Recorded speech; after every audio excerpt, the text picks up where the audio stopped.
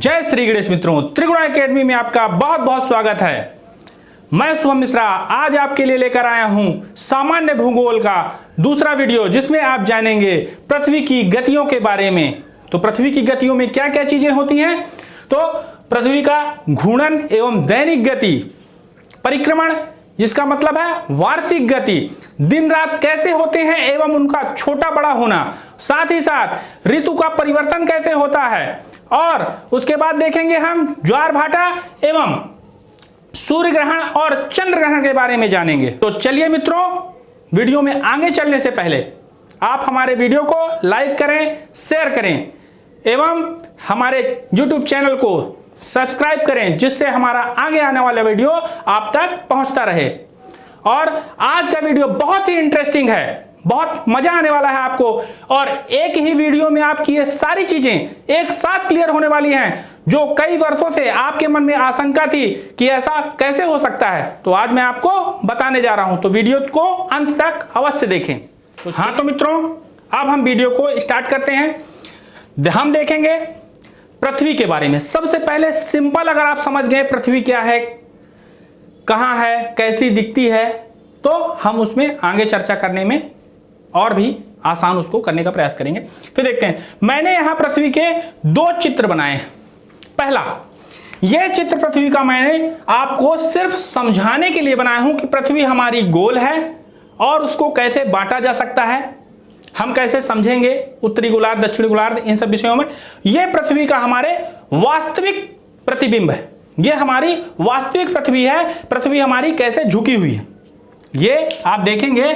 पृथ्वी का अक्ष जो है और उसमें 23.5 डिग्री झुके होने के कारण ऐसी ही पृथ्वी हमारी हकीकत में दिखती है, जिसके कारण ऋतु परिवर्तन होते हैं और भी सारी घटनाएं, दिन का छोटा बड़ा होना, ये सब इन्हीं कारणों से होता है। तो अब हम देखते हैं सामान्य पृथ्वी को। तो पृथ्वी को देखने के लिए आपको पता होना चाहिए गोल होती है पृथ्वी, जिसमें हमारा जीवन है। इसमें आप जानते हैं वायु, जल, मृदा और पंचतत्व के कारण यहां जीवन पाया जाता है। पानी की अधिकता होने के कारण पृथ्वी नीली दिखाई देती है। तो आप देखेंगे, इसको समझिए। पहले पृथ्वी को सामान्य रूप से हम दो भागों में बांट देते हैं। पहले ये हो गया आपका उत्तरी भाग और इसके बाद ये हो गया आपका दक्षिणी भाग, ठीक है। तो इसके उत्तर में उत्तरी गोलार्ध कहलाता है, इसके दक्षिण में दक्षिणी गोलार्ध कहलाता है। आप लोगों को किसी भी तरह से कंफ्यूज नहीं रहना है कि ऊपर है तो पूर्व होगा। कभी कभी विद्यार्थी ऊपर को पूर्व समझ लेते हैं, तो हमेशा जब बात आएगी तो ऊपर का मतलब उत्तर होता है और नीचे का मतलब दक्षिण होता है, और सामने की चीज को हम कहते हैं पूर्व और इसको कहते हैं हम पश्चिम। इसको मैं और भी आसान करने के लिए आपको बता रहा हूं। ये एक चित्र है, देख लीजिए, उत्तर, दक्षिण, पूरब और पश्चिम। हाँ तो मित्रों, अब मैं आपको पृथ्वी के वास्तविक चित्र से परिचित करवाता हूं। तो देखिएगा,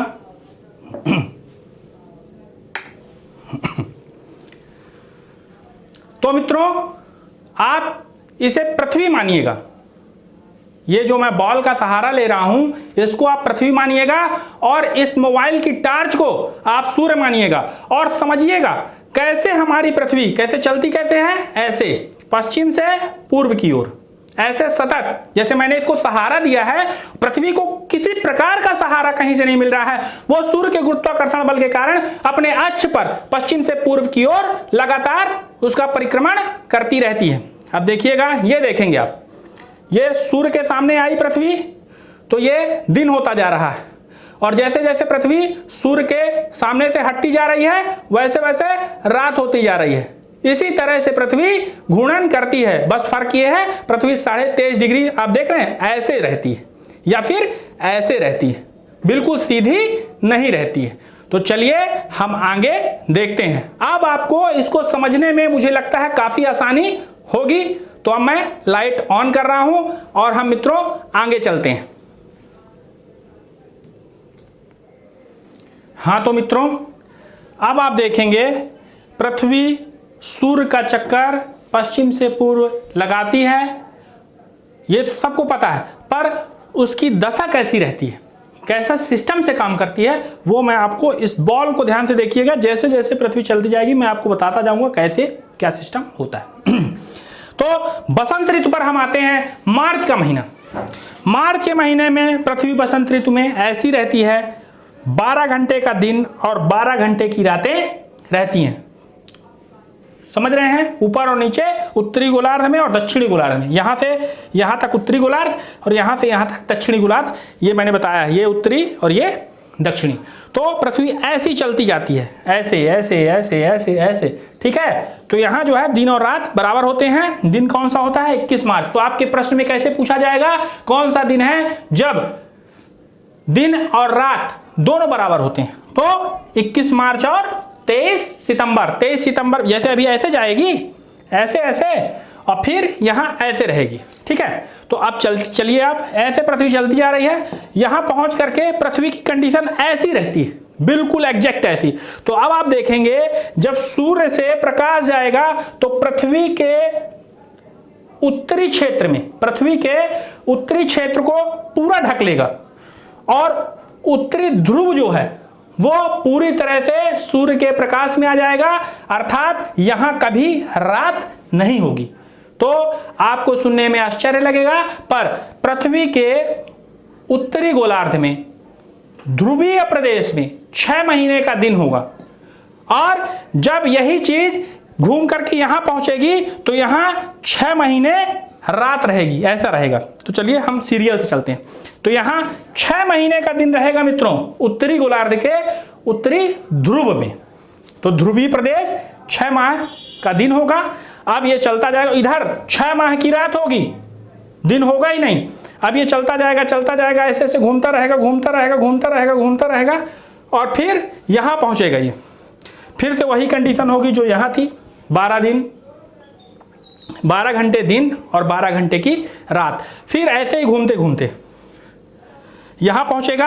अब आप क्या देख रहे हैं? यहां देखेंगे आप कि दक्षिणी गोलार्ध में गर्मी होगी। जब हमारे यहां खूब ठंडी होती है, देखेंगे 25 दिसंबर 22 दिसंबर में खूब ठंडी होती है, तब दक्षिणी गोलार्ध में गर्मी होगी। हमारे उत्तरी ध्रुव में 6 महीने की रातों का समय आ जाएगा, 6 महीने रात रहेगी और यहां 6 महीने दिन रहेगा।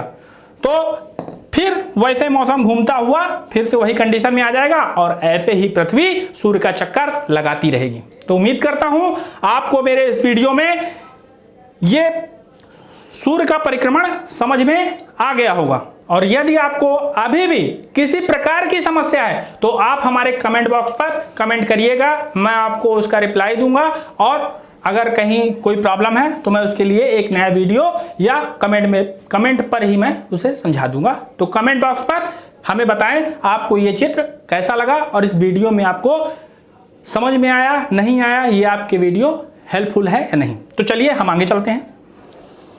तो मित्रों देखेंगे हम, ये मैंने सारी चीजें आपको बता दी। अब आप सभी को पता हो गया है कि पृथ्वी अपने अक्ष पर बिना किसी सपोर्ट के सूर्य के गुरुत्वाकर्षण बल के कारण घूमती है और उसमें 6 महीने का दिन, 6 महीने की रातें होती हैं। जैसे गर्मी में हम देखेंगे 21 जून को सबसे बड़ा दिन होता है और उसी तरह 21 दिसंबर और 22 दिसंबर को सबसे बड़ी रात होती है। तो हम उत्तरी गोलार्ध को लेकर के बात कर रहे हैं, क्योंकि हम कहां रहते हैं? हम रहते हैं भारत में। भारत कहां है? उत्तरी गोलार्ध में, पूर्वी देशांतर में। तो हम उसकी बात कर रहे हैं, उस परिप्रेक्ष्य में बात कर रहे हैं। जो दक्षिणी गोलार्ध का व्यक्ति होगा वो अपने परिप्रेक्ष्य में बात करेगा। हमने आपको बताया है जस्ट अपोजिट रहेगा, बारंबार बता रहा हूं इसीलिए कि दिमाग से स्किप ना हो जाए। अगर हमारे यहाँ गर्मी है तो दक्षिणी गोलार्ध में ठंडी होगी, अगर हमारे यहाँ शरद ऋतु है तो दक्षिणी गोलार्ध में बसंत ऋतु होगी, अगर हमारे यहाँ शीत ऋतु है, ठंडी है, तो दक्षिणी गोलार्ध में ग्रीष्म ऋतु होगी, अगर हमारे यहाँ बसंत ऋतु है तो दक्षिणी गोलार्ध में शरद ऋतु होगी। तो चलिए मित्रों, अब मैं आशा करता हूं कि अब इससे ज्यादा इसमें समय नहीं लगाना है। अब हम आगे नेक्स्ट टॉपिक को देखते हैं। अब अगर आपके ये सारी चीजें समझ में आ गई हैं तो अब आपको इन प्रश्नों का उत्तर मिल जाएगा। तो अब हम प्रश्नों पर बात कर रहे हैं। जैसे पहला क्या है? घूर्णन गति या दैनिक गति। तो पृथ्वी की दैनिक गति का मतलब है जब पृथ्वी अपना एक चक्कर, जैसे यहां से चालू हुआ, ये एक चक्कर अपना स्वतः का एक चक्कर पूरा करती है तो उसको कहते हैं घूर्णन गति। इसमें कितना समय लगता है? 24 घंटे। ठीक। दूसरा प्रश्न परिक्रमण गति। तो मित्रों ये है सूर्य की परिक्रमण गति। अगर यहां से चालू हो रही है तो यहीं आकर के समाप्त होगी। सूर्य का परिक्रमण करने में कितना समय लगता है? 365.6 दिन। क्लियर?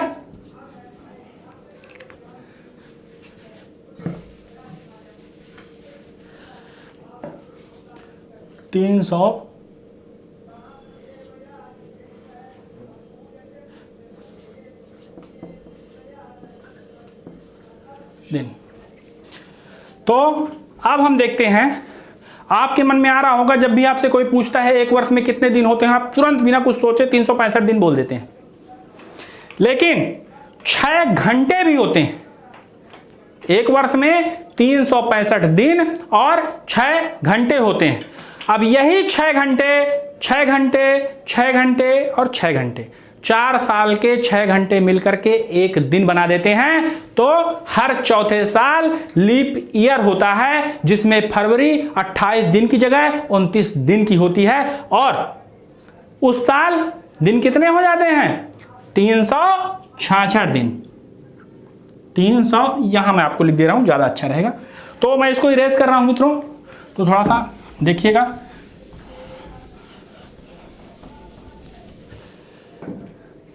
अब आप देखेंगे कि नॉर्मल कैसा रहता है।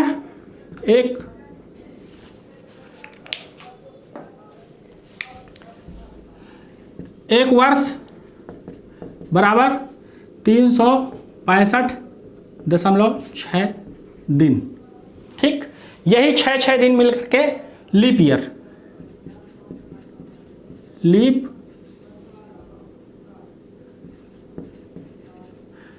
ईयर में 366 दिन होते हैं। अब ये 6 घंटे गुणे 4 वर्ष में 24 घंटे हो जाते हैं, और एक दिन प्लस हो जाता है जो इस रूप में हो जाता है। तो अब मुझे नहीं लगता है कि ये आपको किसी तरह से तकलीफ देगा। तो क्लियर हो गया लीप ईयर कैसे आता है, क्या कैसा सिस्टम होता है। हाँ तो मित्रों आप समझ गए। अब हो सकता है किसी विद्यार्थी के मन में होगा कि लीप ईयर क्या है।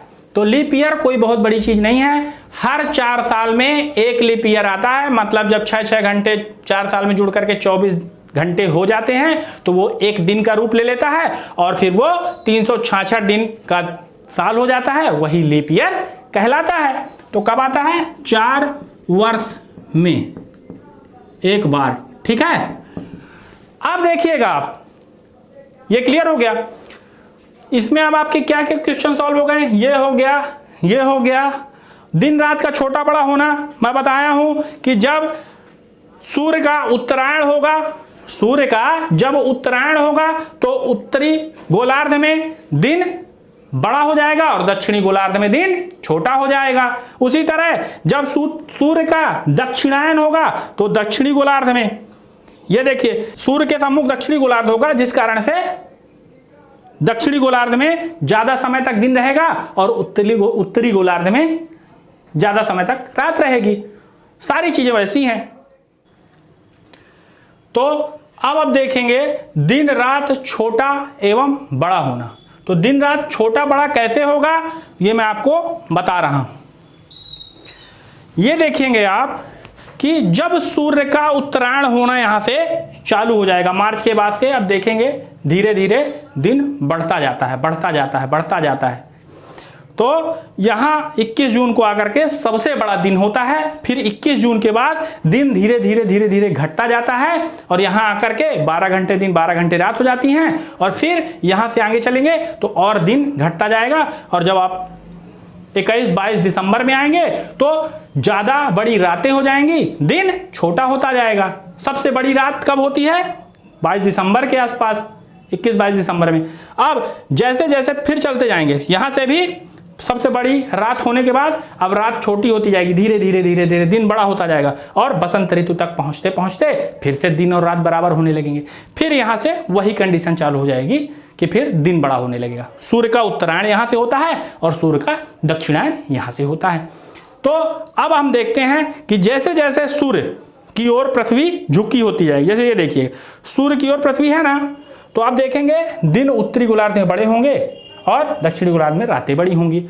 ठीक इसी का अपोजिट आप दिसंबर में देखेंगे तो दिन दक्षिणी गोलार्ध में बड़े होंगे और रातें उत्तरी गोलार्ध में बड़ी होंगी, और आप सितंबर और मार्च में आप देखेंगे दोनों बराबर होंगे। तो क्लियर हो गया रात और दिन कैसे बड़े होते हैं। चलिए आगे चलते हैं। ये भी आपका टॉपिक कंप्लीट हो गया। ऋतु परिवर्तन मैंने आपको बता दिया कि जब जैसे ही पृथ्वी में दिन ज्यादा बड़े होने लगेंगे तो गर्मी आ जाएगी, जब रातें ज्यादा बड़ी होने लगेंगी तो ठंडी आ जाएगी। अब जो मानसून वगैरह होता है वो अक्षांश के ऊपर निर्भर करता है कि कर्क रेखा, मकर रेखा, इन सब पर हम आगे चर्चा करेंगे। तो जैसे जैसे ऊपर हम जाते जाएंगे तो मौसम जो है वर्षा कम होती जाएगी या ज़्यादा होती जाएगी, वो आपके कई सारी चीज़ें डिपेंड करती हैं, पर हम आप आज उस पर बात अभी नहीं कर रहे हैं। हाँ तो मित्रों, हमने क्या क्या देखा। घूर्णन दैनिक गति, परिक्रमण वार्षिक गति, दिन रात छोटा बड़ा होना, ऋतु परिवर्तन, ज्वार भाटा हम देखेंगे और सूर्य एवं चंद्र ग्रहण को भी हम देखेंगे। तो सबसे पहले देखिएगा मित्रों, ज्वार भाटा पर हम चर्चा करेंगे। ज्वार भाटा है क्या, पहले आप ये जान लीजिए। तो आप देखते होंगे समुद्र के किनारे लगे हुए जो तटीय क्षेत्र हैं, वहां जब तेजी से समुद्र का पानी ऊपर आता है उसी को हम ज्वार कहते हैं। जब वो पानी वापस जाता है तो हम उसको भाटा कहते हैं। तो ज्वार और भाटा कब क्या कैसे आता है, बहुत सिंपल है। अब बस उसका आप सिस्टम समझ लीजिए कि दीर्घ ज्वार कब आता है और लघु ज्वार कब आता है। तो दीर्घ ज्वार में क्या कंडीशन होती है, जब सूर्य, चंद्रमा और पृथ्वी तीनों एक सीध में होते हैं मित्रों। जब सूर्य, चंद्रमा और पृथ्वी तीनों एक सीध में होते हैं तो बृहद ज्वार या दीर्घ ज्वार आता है। अब आप कहेंगे दीर्घ ज्वार क्या है, तो मतलब बहुत तेजी से आता है और ज्यादा पानी ऊपर तक चढ़ता है। तो दीर्घ ज्वार में हम देखेंगे पृथ्वी में सूर्य और चंद्रमा, ये चंद्रमा ऐसा भी हो सकता है, ऐसा भी हो सकता है, दोनों की शक्ति एक साथ लगती है तो वो दीर्घ ज्वार हो जाता है। समझ गए, इसको आप नोट डाउन कर लीजिए। तो अब देखिएगा मित्रों लघु ज्वार को। तो ये आप देखेंगे लघु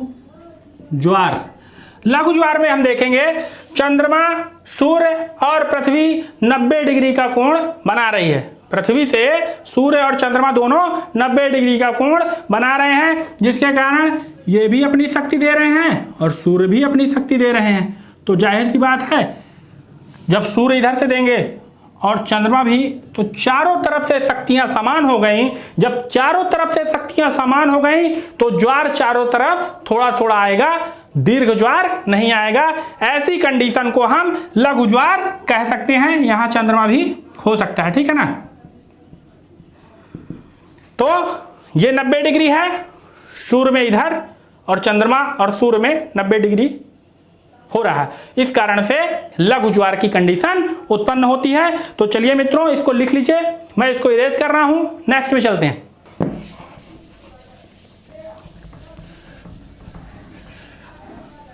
तो मित्रों अब ध्यान से देखिएगा, बहुत थोड़ी सी चीजें बची हैं और बहुत मजेदार चीजें हैं। सूर्य ग्रहण पर हम चर्चा कर रहे हैं। सूर्य ग्रहण पर क्या देखेंगे, यह सूर्य है और यह पृथ्वी है। जब पृथ्वी में सूर्य और पृथ्वी के बीच में, जब सूर्य और पृथ्वी के बीच में चंद्रमा आ जाता है, जिसके कारण सूर्य का प्रकाश पृथ्वी तक नहीं पहुंच पाता है, उसको हम सूर्य ग्रहण कहते हैं। ठीक उसी प्रकार जब सूर्य और चंद्रमा के बीच में पृथ्वी आ जाती है तो सूर्य का प्रकाश चंद्रमा तक नहीं पहुंच पाता, तब कौन सी कंडीशन होती है, चंद्र ग्रहण की। तो मित्रों आपने देखा किस तरह से ग्रहण हो रहा है। अब जब ये कंडीशन थोड़ा सा ऊपर और नीचे हो जाती है, बिल्कुल सीध में ना रह के थोड़ा सा ऊपर और नीचे हो जाती है, तो आंशिक सूर्य ग्रहण या आंशिक चंद्र ग्रहण पड़ता है, और जब ये बिल्कुल सिर में रहते हैं तो पूर्ण सूर्य ग्रहण और पूर्ण चंद्र ग्रहण पड़ता है। तो मित्रों, मैं उम्मीद करता हूं आज का वीडियो हमारा आपको पसंद आया होगा। आज का वीडियो यहीं तक। तो मित्रों, धन्यवाद। हमारा आज का वीडियो देखने के लिए बहुत बहुत धन्यवाद। और इसमें जो भी समस्या आई हो, आपको वीडियो जैसा लगा हो, तो कमेंट बॉक्स पर कमेंट करके हमें बताइएगा। जय हिंद मित्रों। अगले वीडियो के साथ हम आपसे फिर मिलेंगे।